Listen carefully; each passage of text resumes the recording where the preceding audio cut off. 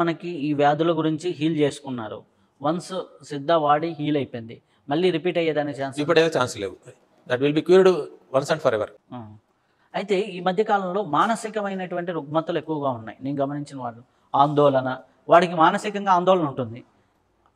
ఏదో అయిపోతుందనేసి భయాలు, మానసిక భయాలు, చిన్న చిన్న విషయాలకి ఉలిక్కిపడ్డాలు, డిప్రెషన్ రావడం, రావడాలు, అలాగే సరిగ్గా స్లీప్ పట్టకపోవడాలు, వీటన్నిటికీ మూల కారణం ఏంటి? ఇది చక్రాసే. అదే చెప్పాను మీకు నేను. మనసు అంటే చక్రాల యొక్క సమాహారమే.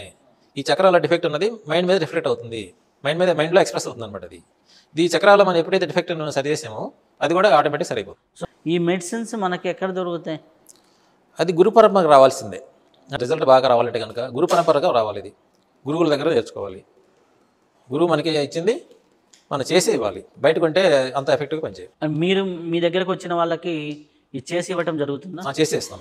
బయట కొనేము, చేసేస్తాం.